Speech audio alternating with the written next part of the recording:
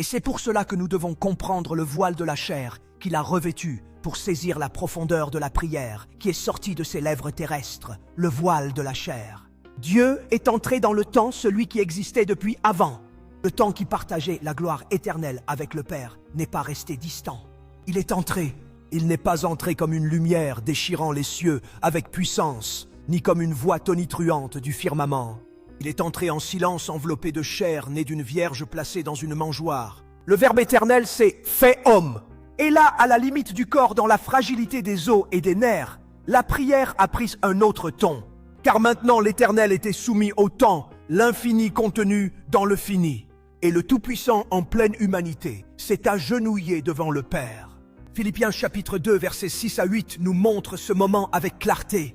Lui qui étant en forme de Dieu, n'a point regardé comme une proie à arracher d'être égal à Dieu. Mais il s'est dépouillé lui-même, en prenant une forme de serviteur, en devenant semblable aux hommes.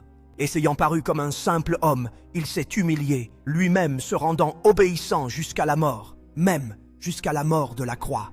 Il n'y a pas ici de perte de divinité. Il y a don. Ce n'est pas Dieu devenant moins Dieu. C'est Dieu assumant par amour la plénitude de notre humanité, y compris la vulnérabilité de l'âme qui prie. Jésus n'a pas fait semblant d'être humain. Il l'a été.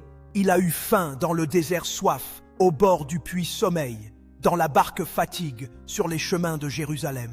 Mais parmi toutes les marques de son incarnation, une se distingue avec force, sa dépendance au Père. Non pas par incapacité, mais par choix. Il aurait pu invoquer des myriades d'anges, mais il a choisi de se soumettre.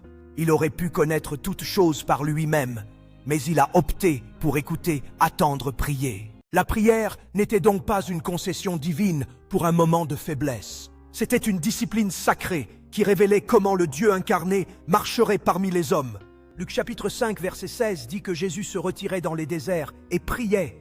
Il n'y a pas d'exigence, il y a un désir. Le Fils se retirait, cherchait, se séparait du bruit de la foule pour être avec le Père. Car à chaque respiration, il se rappelait qui il était.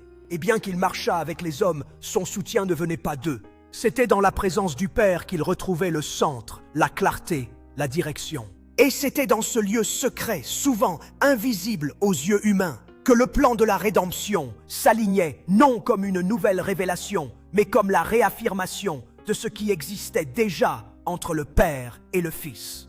Il est important de noter que l'incarnation n'est pas seulement un événement biologique, c'est un choix spirituel aux répercussions profondes.